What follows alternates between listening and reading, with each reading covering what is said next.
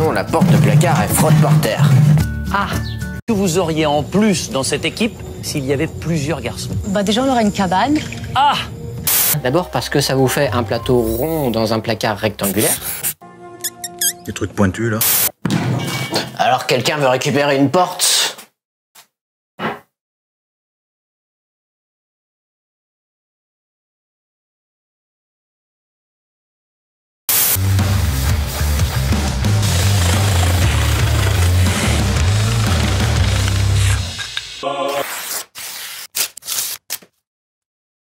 Chaussettes! Chaussettes. C'est trop tard, c'est le barbare qui a trouvé. Chaussettes!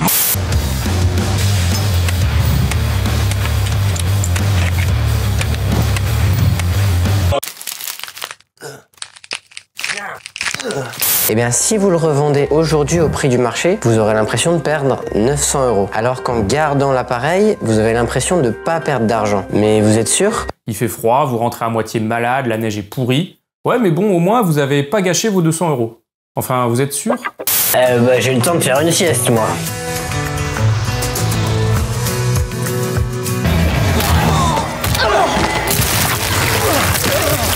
Les tutos de Béranger. Bonjour et bienvenue dans les tutos de Gatien.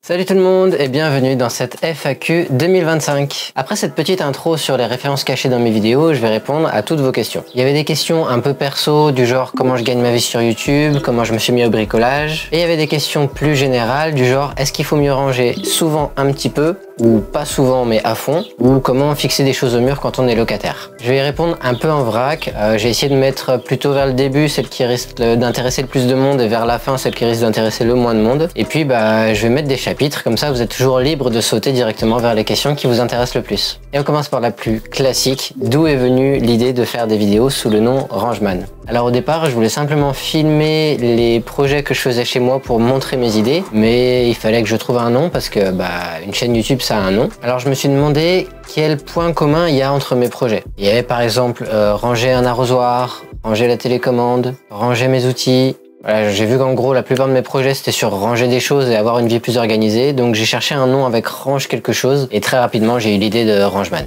Pourquoi avoir perdu ses cheveux récemment? Je perdais mes cheveux sur le dessus du crâne et c'était plutôt moche. Ce qu'il y a c'est que moi je m'en apercevais pas vraiment, en tout cas j'y pensais pas parce que la plupart du temps je me vois de face. Mais quand j'ai commencé à faire des vidéos où je me filme de tous les côtés en train de bricoler, et quand il y a des vidéos qui ont commencé à faire plusieurs centaines de milliers de vues, et à ce moment-là il y a des gens qui se sont ramenés dans les commentaires pour bien me faire prendre conscience que c'était bien visible mon trou derrière la tête et que c'était pas beau. Par exemple là quand j'ai ouvert les questions pour la FAQ, on a où sont passés tes cheveux et on a tu en es où avec ton voyage en Turquie. Voilà, la super note d'humour ultra subtile.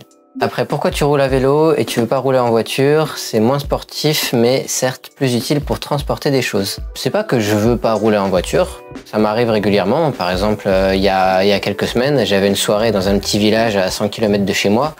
J'ai pris une voiture pour y aller. Par contre, quand je vais dans un magasin de bricolage, par exemple, à 2 km de chez moi, et que ce que je vais acheter, je peux le transporter en vélo, j'en profite effectivement pour faire un peu de sport et pour faire des économies de carburant et de location. Donc en résumé, comme 95% de mes trajets, je peux les faire en vélo, et je les fais comme ça. Quand j'ai vraiment besoin d'une voiture, j'en prends une. Ça m'arrive moins d'une fois par mois, donc c'était pas intéressant d'acheter une voiture. Quand j'en ai besoin, j'en loue une, et ça fonctionne comme ça. Je vous ferai peut-être une vidéo là-dessus bientôt. Est-ce que tu as pensé à conduire un Range Rover? Elle est bonne. Je devais la mettre. Elle est bonne. Pourquoi tu portes pas de cape? C'est super contraignant une cape. Je sais pas comment fait Batman pour pas s'en mêler dedans pendant les combats. Heureusement, il y en a qui pensent plus au côté pratique. Par exemple, Iron Man, il a pas de cape.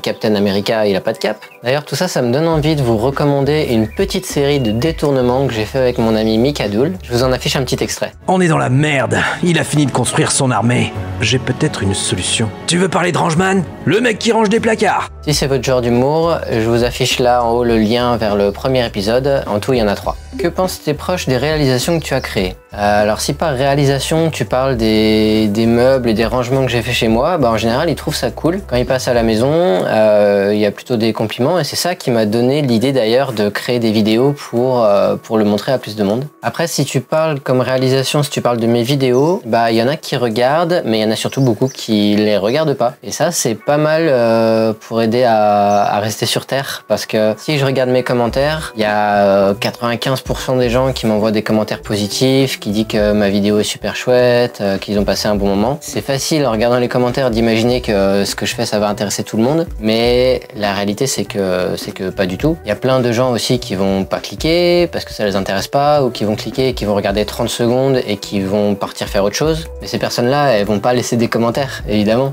Donc quand je vois un petit peu l'intérêt de mes proches, bah je me dis voilà, il y en a une petite partie qui regarde et qui m'en parle, et une grosse partie qui regarde pas, simplement parce que c'est pas leur truc, et ça m'aide à me rappeler que ce que je fais simplement, bah ça intéresse pas tout le monde. As-tu toujours aimé ranger et bricoler, ou as-tu un déclic un jour et c'est venu sur le tard? Alors là il y a plusieurs questions, il y a la question rangement et la question bricolage qui sont assez différentes. À la base j'aime pas vraiment ranger, je suis plutôt un obsédé du temps. Voilà, je veux faire plein de choses dans ma vie et je veux pas perdre de temps sur des choses bêtes comme chercher des affaires. Du coup avant, quand je vivais seul, c'était souvent le bazar parce que c'était mes affaires et je m'y retrouvais et je voyais pas spécialement d'intérêt à ranger. Par contre là il y a eu un premier déclic quand j'ai eu des enfants, on a commencé à vivre en famille et j'ai vu que c'était très utile d'avoir une vie organisée et d'avoir un espace organisé pour pas perdre de temps sur des bêtises. Mon intérêt pour l'organisation il vient principalement de là. Par contre il y a eu une autre étape quelques années plus tard, c'est quand je me suis installé dans une maison et que je suis passé de locataire à propriétaire. Avant je déménageais super souvent et là je savais que pour la première fois j'allais rester dans le même logement pendant longtemps, donc j'ai eu envie de bien aménager, de bien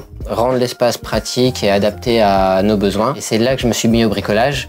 J'avais déjà 32 ans. Avant je bricolais pas du tout. Comment as-tu appris le bricolage et le rangement? En gros avec YouTube principalement, et un petit peu mon père. Dans la FAQ précédente, je donne la liste de toutes les chaînes YouTube qui m'ont inspiré dans ce domaine-là, donc je vais pas le refaire complètement, mais en gros YouTube. Et pour rire un peu, que rajouterais-tu à la suite de cette phrase? Une vie bien rangée, c'est plus de temps pour ce qui te plaît.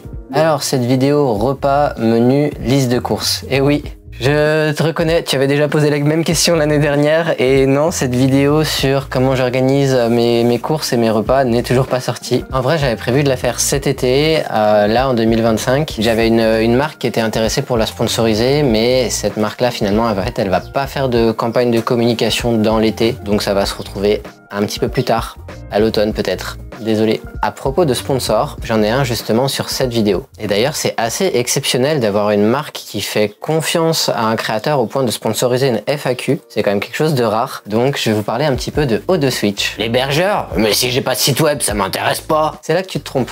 Les sites web, effectivement, c'est leur spécialité, mais un hébergeur, ça sert aussi à plein d'autres choses, comme mettre un blog, un portfolio, ou n'importe quelle donnée que tu aimerais stocker en ligne pour la rendre accessible à d'autres. Ah, je vois. Donc, au lieu de mettre tes données sur ton disque dur tranquillement, tu vas les mettre sur un data center, ces machins qui consomment un maximum d'énergie pour refroidir les machines, et après pour transférer les données d'un continent à l'autre. Eh bah, bravo. Justement, non. OdeSwitch, c'est un hébergeur français avec leur data center situé à Clermont-Ferrand. Déjà, leur particularité, c'est d'utiliser une énergie décarbonée, mais surtout, comme ils sont en France, s'il y a une situation politique un peu instable dans un autre pays, comme par exemple de l'autre côté de l'Atlantique, et bah ça a aucune incidence sur l'accès à tes données. Et ça, je trouve ça plutôt bon à savoir en ce moment. Ah, cool, mais ça doit coûter super cher. Je me suis dit pareil. Mais en fait, ils ont des offres à partir de 9 € par mois, et la première année, l'offre cloud est à 1,76 € par mois. 1,76 €? T'es pas sérieux? Bah si. Et pour ça, tu as un nombre de bases de données illimité, un nombre de sites web illimité, un nombre de domaines offerts sans limite de durée, et l'espace disque est illimité aussi. Comme ça, si tu commences avec un petit projet, mais que plus tard il grossit, et bah dans 2 ans, pas besoin de changer d'hébergeur, ni même besoin de changer d'offre. J'ai même un code de réduction qui vous permet d'en profiter pour encore moins cher. Je vous mets le lien en description. Une réduction sur 1,76 €? Bah on aura tout vu. Question suivante. As-tu des Ikea hacks ou des recommandations de produits Ikea? Non, en fait, je suis pas très client d'Ikea en général, en particulier parce que ça me saoule d'aller dans leur magasin en labyrinthe à chaque fois. Il y a seulement 2 produits que j'apprécie en particulier. Le premier, c'est le Kallax. Alors, j'ai déjà fait 3 vidéos dans lesquelles je parle de pourquoi ce meuble je le trouve intéressant et je montre ce que j'en fais. Après, c'est pas obligé d'utiliser Ikea, mais ça permet de trouver quand même facilement des meubles d'occasion ou de trouver des acheteurs intéressés si un jour vous avez envie de revendre le vôtre. Le deuxième produit Ikea que j'utilise, c'est les meubles de la gamme Besta. La raison principale, c'est que les meubles peuvent s'associer entre eux et on peut faire des ensembles aussi larges qu'on veut et aussi hauts qu'on veut. J'ai par exemple fait ce gros bloc de rangement dans mon entrée quand je me suis installé il y a 5 ans. Voilà. Si vous aviez fait des vidéos sur la coiffure, vous seriez-vous appelé Frangeman? Je pense que oui. Avez-vous pour projet de mettre à disposition une sorte de catalogue des articles utiles à l'organisation et des choses imprimables en 3D par soi-même? Alors les choses imprimables en 3D, plutôt non. Déjà parce que la 3D c'est pas ma spécialité, ça fait pas si longtemps que ça que j'ai une imprimante 3D et j'ai pas encore beaucoup exploré les possibilités. Et en plus de ça, des catalogues de choses à imprimer en 3D, il y en a déjà plein sur le web. Par contre, un catalogue des solutions de rangement, j'en ai créé un. Il est dans ma formation sur comment réorganiser un garage. En gros, le principe c'est qu'il y a une liste d'objets et qu'à chaque objet est associé un article qui dit quelles sont les meilleures façons de le ranger dans un garage ou un cabanon de jardin. Le catalogue est pas super grand pour l'instant, mais le principe c'est que chaque personne qui est dans la formation peut me demander un nouvel objet et je l'ajoute dans la liste. Par exemple, si quelqu'un me demande comment ranger un tournevis, et bah j'ajoute un article sur comment ranger des tournevis. Si quelqu'un me demande comment ranger une tondeuse, bah celui-là il est déjà dans la liste en fait, mais vous avez compris l'idée. Bref, je trouve que le truc est un peu sous-utilisé actuellement, donc si vous faites partie des clients de ma formation, n'hésitez pas à envoyer vos questions pour que le catalogue s'agrandisse. Et si vous n'êtes pas dans les clients et que vous envisagez de l'être, et bah j'ai créé un petit code de réduction de 20%. C'est le code garage-20 et il est valable jusqu'au 31 août 2025. Voilà. Saurais-tu faire une série de vidéos sur le rangement numérique? Alors il y a effectivement beaucoup de choses à dire sur le rangement numérique et comment pas perdre de temps sur son ordinateur et s'y retrouver efficacement. Le problème c'est que j'ai pas trouvé comment faire pour que la vidéo soit pas chiante. J'aime bien avoir des belles images à montrer. Vous voyez, quand je bricole, je pose ma caméra de façon à avoir des choses sympas à regarder. Et là, parler pendant 20 minutes de ce qui se passe sur un ordinateur, bah je vois pas comment bien mettre en image ces choses-là, donc pour l'instant c'est pas dans mes priorités. As-tu réussi à déléguer le montage de tes vidéos maintenant avec un monteur pour avoir plus de temps d'écriture et de tournage pour tes vidéos? Alors, pour donner un peu de contexte, dans la dernière FAQ, j'expliquais que le montage, c'est l'étape qui me prenait le plus de temps dans la production de mes vidéos. C'était mon frein principal pour réussir à produire plus en fait. Alors, est-ce que j'ai réussi à le déléguer? La réponse est oui. Cette vidéo, c'est déjà la 7e qui est gérée par mon monteur et il fait un super boulot. À chaque vidéo, il arrive à deviner un petit peu mieux ce que j'attends comme résultat, donc on devient de plus en plus efficace ensemble. Ça m'a permis de passer à presque une vidéo par mois, alors qu'avant j'étais plutôt à une vidéo tous les 2 mois. Et comme je me concentre un peu plus sur l'écriture et le tournage, j'ai l'impression que ça m'a permis d'augmenter un peu la qualité des vidéos aussi. Vous me direz si vous voyez une différence par rapport à il y a 1 an. Ton alter ego maléfique s'appelle Bordelman ou Désordreman. Tu parles de lui là? Bah souris un peu, Béranger. Plus sérieusement, est-ce que tu fais toujours des projets pour les particuliers sur la région lyonnaise? Si oui, que comprend le projet? Est-ce que c'est juste des plans ou des plans plus des travaux? Est-ce que ça peut être des travaux plus importants avec des cloisons abattues, etc. Non, j'ai jamais fait ça en fait. Je donnais plutôt des conseils en désencombrement et en réorganisation de l'espace, mais sans travaux. Mais dès qu'on parle d'organiser des travaux, là c'est plutôt un boulot d'architecte d'intérieur et j'ai pas du tout les compétences d'un archi d'intérieur. Donc non.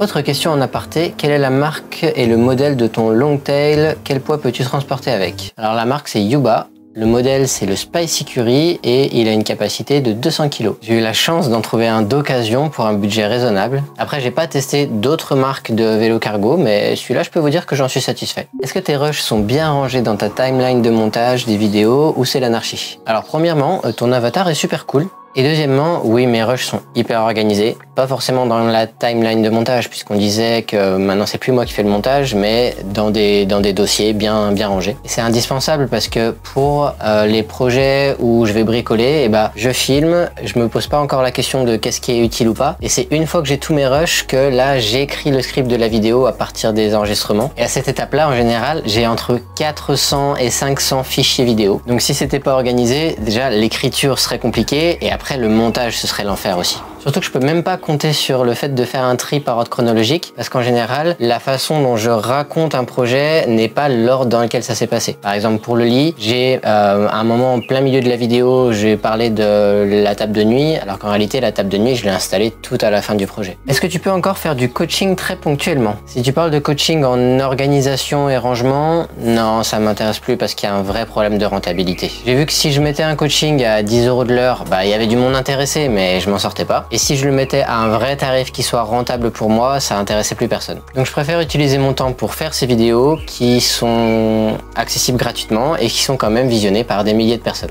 Après, je fais encore du coaching, mais c'est plutôt du coaching en création de vidéos et développement de chaîne YouTube, parce que dans ces domaines-là, je trouve des personnes qui ont un vrai budget pour se faire accompagner. Des idées pour bricoler un appartement? Alors ça, c'est un vrai sujet, comment bricoler un appartement, parce que ça pose deux problématiques. La première, c'est l'espace, et la deuxième, c'est la gestion de la poussière. Pour l'espace, j'imagine qu'il y a très peu de personnes qui ont une pièce qui peuvent dédier à ça, donc il faut un espace que tu peux libérer, comme par exemple une table que tu vas pouvoir pousser, ou alors une table de repas que tu vas pouvoir convertir en établi pendant une demi-journée par exemple. Après, normalement en septembre, je vais sortir une vidéo sur comment bricoler dans un tout petit espace, donc ça pourra répondre en partie à cette question-là. Et le deuxième aspect, c'est pour la poussière, il faut un excellent système d'aspiration. Et même encore plus que ça, il faut éviter au maximum les machines qui font le plus de poussière. Par exemple, si j'avais un projet avec des opérations à faire à la défonceuse en vivant en appartement, ces opérations-là, je les ferais pas dans l'appartement. Je sortirais sur, je sais pas,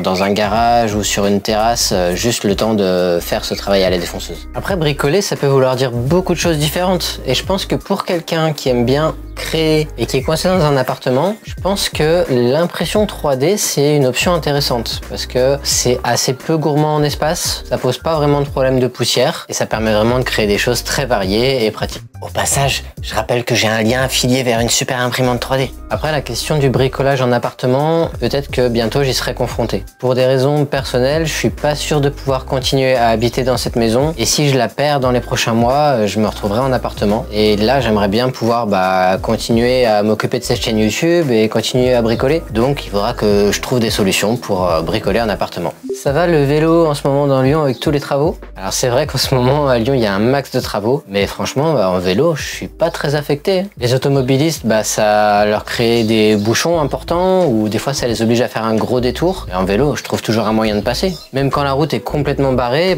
je peux descendre de mon vélo et passer à pied sur un morceau de trottoir de quelques dizaines de mètres et puis après c'est reparti. Il y a aussi des endroits où les travaux font disparaître temporairement la piste cyclable et je dois me retrouver à rouler temporairement avec les voitures. Mais bon, ça va pas m'arrêter. Ferais-tu ou conseilles-tu une vidéo pour les débutants? Entre parenthèses, comment savoir percer un mur, s'il est porteur, s'il y a une canalisation, un câble électrique derrière, comment mettre une cheville, etc. Non, parce que je connais pas la réponse à ces questions. Il y a beaucoup de gens qui me voient comme un bricoleur, mais en vrai, ma spécialité, c'est plutôt de trouver des solutions originales à un problème particulier. Après, pour mettre en place ma solution, dès qu'on arrive à la partie technique, par exemple, j'ai tel type de mur, il faut que j'utilise quel type de cheville, je cherche sur le web parce que je sais pas. Après, quand je vous raconte tout ça en vidéo, ça peut donner l'impression que je m'y connais, mais en réalité, avant de commencer le projet, je suis assez à l'aveugle en général. Penses-tu présenter des idées de rangement chez d'autres personnes? Si l'occasion se présente, je suis pas contre. Et chez moi, ça a quand même beaucoup d'avantages. Déjà au niveau des idées, parce que c'est là que je vis, donc c'est là que régulièrement je me dis là il y a tel truc qui est pas pratique et j'ai des idées pour améliorer la situation. Et après dans la réalisation, comme mes projets ils s'étalent sur plusieurs jours, c'est 50 fois plus pratique à organiser chez moi qu'à organiser chez quelqu'un d'autre. Mais bon, si chez un ou une amie il y a un projet intéressant à faire en vidéo, pourquoi pas? Est-ce que tu es épanoui actuellement? Quelles sont les choses que tu aimerais optimiser, modifier, développer dans ton travail s'il y en a pour des futurs projets? Oui, je suis épanoui. Ça fait 2 ans, un petit peu plus de 2 ans que j'ai quitté le salariat pour l'entrepreneuriat. Et aujourd'hui, je pense que j'ai trouvé un bon équilibre. Pour répondre un peu plus en détail, je vais commencer par les choses cool et après, je vais dire les choses moins cool. Ce qui est top, c'est que j'ai trouvé un bon équilibre entre 2 boulots et chacun m'apporte ce que l'autre peut pas m'apporter. La première moitié, c'est celle que vous connaissez bien, c'est mon activité de créateur sur YouTube. Le top, c'est que j'ai une très grande liberté créative et aussi une grande liberté dans la gestion de mon temps. Les limites, c'est que financièrement, c'est pas encore très rentable et c'est une activité très solitaire. C'est pour ça qu'à côté, j'ai un boulot de consultant en développement de chaîne YouTube. On aide des créateurs à faire exploser leur chaîne et on fait ça à plusieurs en agence. Là, le premier avantage, c'est que c'est plus rentable et ça me fait un revenu surtout plus stable. Et le deuxième, c'est qu'on fait ça en équipe et il y a une super ambiance. Il y a bien sûr Sylvain du coin des youtubeurs, Lucas qui parle de sport sur la chaîne Stamina, Shanice qui parle du monde de la mode et Mehdi qui apparemment qui prend de la drogue. Donc oui, bonne combinaison entre ces deux jobs. Maintenant, pour les trucs qui sont un petit peu moins bien, il y a notamment le fait qu'à côté de ces deux activités, j'arrive pas à trouver de la place pour mon projet tiroir. Je vais pas vous expliquer tout le projet, j'affiche un petit lien vers la vidéo dans laquelle je l'avais présenté, mais en gros, le projet avance vraiment au ralenti en ce moment. Et sinon, l'autre truc à améliorer, c'est que je suis pas très doué pour anticiper avec les sponsors et discuter en particulier autour des contraintes de date. J'ai tendance à accepter peut-être un peu trop facilement, et le résultat, c'est que là, je me retrouve avec une vidéo à faire pour le mois de juillet, une pour le mois d'août, une pour le mois de septembre, et je suis déjà fatigué, et pourtant, je sais qu'il faut pas que je me prenne une semaine de vacances pendant cette période-là, parce que sinon je vais pas pouvoir tenir mon timing. Donc voilà, il y a des petits points à améliorer comme ça, mais sinon, globalement, j'ai trouvé un équilibre qui me plaît et que je me vois bien continuer encore quelques temps. Comment bien ranger lorsqu'on est locataire et qu'on n'a pas le droit de percer? Par exemple, ranger son aspirateur Dyson alors qu'on a un support mural et qu'on peut pas percer. J'en ai marre d'entendre qu'on n'a pas le droit de percer quand on est locataire. Tu as le droit de percer. La seule condition, c'est de reboucher les trous au moment où tu libères le logement. Ça peut faire un peu peur, mais en vrai, c'est tout à fait accessible. Il suffit d'utiliser un enduit de rebouchage, alors pas besoin d'acheter un grand seau, vous avez des petits tubes revendus juste pour reboucher des petits trous, ça coûte genre 4 €. Et après, vous mettez dans le trou avec une spatule ou même un couteau et il est rebouché. Alors après ça, normalement, il faut repeindre le mur. S'il était blanc et que vous utilisez un enduit blanc, ça peut passer. Mais si le mur était coloré, ça passe pas trop. Donc sachant ça, si tu déménages dans 4 mois, je comprends que t'aies pas envie de t'embêter avec tout ça, avec ton aspirateur, tu le laisses par terre ou tu le mets dans un placard. Mais si tu envisages d'habiter dans cet endroit pendant 4 ans, je pense que ça vaut bien le coup de perdre une demi-journée à repeindre un mur dans 4 ans pour avoir une vie plus pratique et organisée pendant tout ce temps-là. Après, il y a aussi des alternatives comme des pattes qui permettent de fixer des choses au mur en collant les choses sans faire de trous. Mais il faut faire gaffe parce que ce qui tient le mieux, ça risque de toute façon d'abîmer la peinture au moment où vous allez l'enlever. Je m'y connais pas trop là-dessus, j'ai jamais essayé d'utiliser, donc renseignez-vous. Mais retenez que le propriétaire ne peut pas vous interdire de faire des trous dans le logement où vous habitez.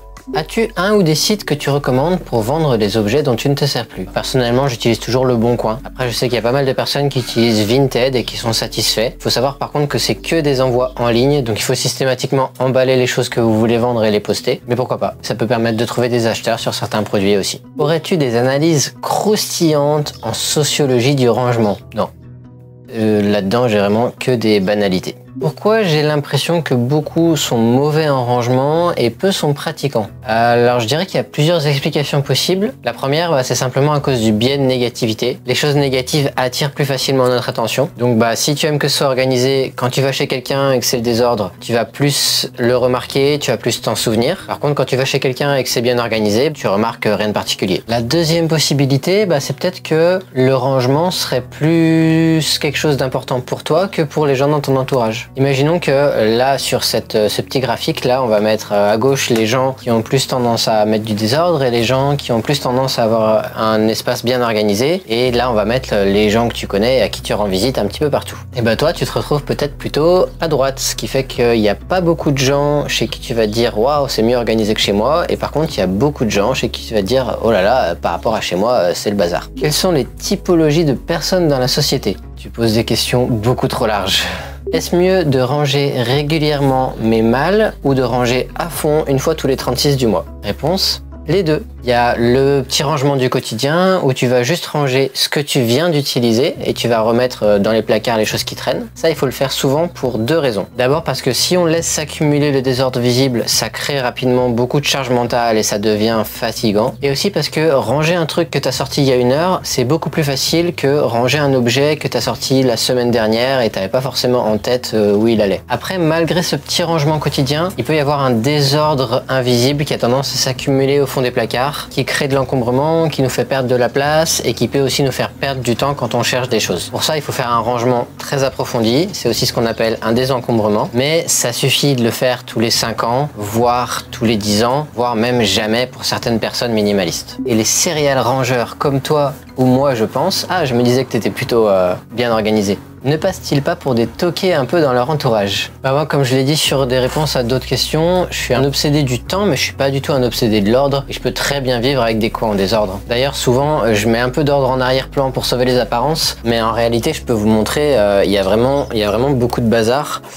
Là, sur mon établi, voilà, il y a des choses posées en vrac et derrière, il y a des cartons par terre.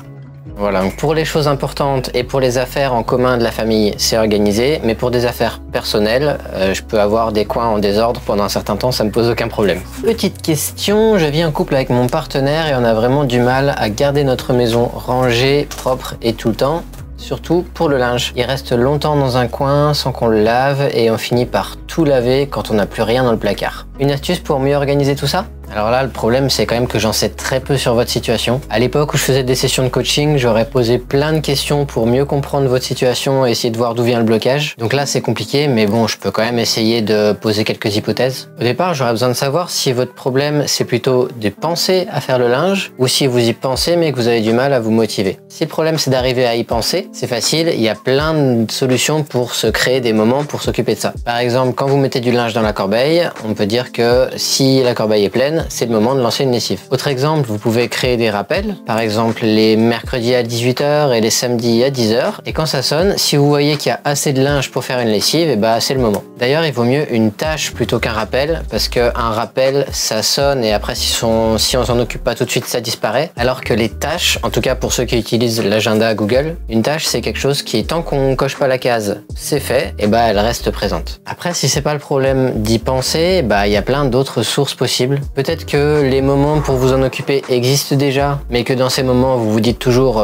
bof, je m'en occuperai plus tard. Ou peut-être que comme vous êtes deux, chacun se dit ah bah l'autre s'en occupera. Il y a plein de pistes à creuser, mais voilà, je vais pas pouvoir aller plus dans le détail là-dessus sans en savoir plus. Je vous conseillerais d'en discuter entre vous, trouver une idée de solution, la tester, et puis en fonction de si ça marche ou si ça marche pas, et bah faire le point et tester une autre solution après. Pourquoi je suis super intéressé et enthousiaste vis-à-vis de tes vidéos, mais que je suis totalement incapable de les mettre en œuvre chez moi? Je sais pas, mais qu'est-ce que tu veux refaire exactement? Si tu parles des projets bricolage, il faut pas refaire les mêmes. Ils sont adaptés à chez moi, mais ils sont pas forcément réfléchis pour pouvoir être repris à l'identique chez différentes personnes. D'ailleurs, c'est pour ça que je fais pas des tutos. Mes vidéos sont plus pensées comme des divertissements qui peuvent servir de source d'inspiration. Donc après, je sais pas si ta problématique est peut-être technique, ou si ta problématique c'est plutôt de recréer des idées inspirées des miennes, mais qui seraient adaptées à chez toi. Voilà, je sais pas. Réponse pas top, mais avec les infos que j'ai, je peux pas faire une meilleure réponse. Plutôt douche ou baignoire et pourquoi? Alors ok, je vais répondre. Personnellement, j'aime pas beaucoup passer du temps dans un bain. Si j'ai envie de me reposer l'esprit, je vais plutôt sortir faire une balade. Et si j'ai besoin de me reposer le corps, je préfère carrément me mettre dans un lit. Du coup, pour se laver, bah autant prendre une douche, ça prend moins de place. Après, pour les enfants, la baignoire c'est sympa quand même. As-tu des astuces pour les maisons ou appartements qui prennent ou dans lesquels il y a régulièrement de la poussière? Et des conseils d'organisation et rangement pour celle-ci? Alors pour la poussière, déjà le levier principal ça va être le côté prévention, et après, une fois qu'il y a de la poussière, comment on s'en occupe? Pour la prévention, au niveau du sol, moi je recommande d'éviter tous les meubles avec des pieds, en tout cas avec des petits pieds. Alors, évidemment, vous pouvez avoir une table qui va se retrouver à 80 cm du sol et ce sera super facile de passer l'aspirateur dessous, mais les meubles avec des pieds comme ça, là, comme par exemple un canapé ou par exemple un lit avec des pieds comme ça, et bah c'est derrière, forcément, ça fait des nids à poussière, et puis après il y a des mouvements, la poussière qui s'accumule dessous, des fois elle se retrouve à sortir, donc il faut soit avoir des très grands pieds, soit pas de pieds du tout. Comme par exemple, dans ma vidéo précédente, je vous montre le Kallax, il est à plat au sol. Il y a plein de meubles qu'on peut mettre à plat au sol sans pieds et franchement, je trouve que ça marche bien. Ou sinon, on peut mettre des plinthes. La plupart des meubles de cuisine, ils ont des petites plinthes pour éviter qu'il y ait une zone accessible à la poussière. Et après, si vous avez un logement qui est pas mal exposé à la poussière, vous savez, la solution, ça va être de mettre des rangements fermés, des placards, des tiroirs et d'éviter les étagères ouvertes. Même si les étagères ouvertes, ça reste pratique pour le côté déco et puis pour avoir des objets qu'on peut saisir rapidement. Alors quand vous avez ces endroits qui prennent la poussière, là, c'est pas du tout mon domaine d'expertise. En ménage, je m'y connais pas spécialement, mais pour la poussière, j'utilise des chiffons microfibres. En gros, un petit panier pour les chiffons microfibres propre, un petit panier ou carton pour ceux qui sont sales. Quand on utilise un, il passe du propre au sale. Et puis après, on les lave tous d'un coup. Il y a des petits trucs à savoir, du genre il faut pas les passer au sèche-linge. Mais voilà, oui, ça se lave, les chiffons microfibres, et puis ça marche plutôt bien. Et c'était la dernière question. Voilà, j'ai même pas spécialement prévu de conclusion. Merci à O2Switch d'avoir soutenu mon travail sur cette vidéo. Allez jeter un œil à ce qu'ils font si vous avez besoin d'une présence sur le web. Merci à vous pour votre soutien. Si vous venez prendre le temps de regarder une vidéo FAQ, c'est que vous faites partie des plus fidèles de la chaîne. Et si en plus vous êtes à la fin de la FAQ, vous devez pas être très nombreux, vous faites vraiment partie des plus fidèles et c'est grâce à vous que je peux continuer tout ça. Puis voilà, et puis désolé pour les bruits d'oiseaux, si vous entendez les bruits d'oiseaux sur le micro, il y en a plein aujourd'hui qui font du boucan. Et puis à la prochaine!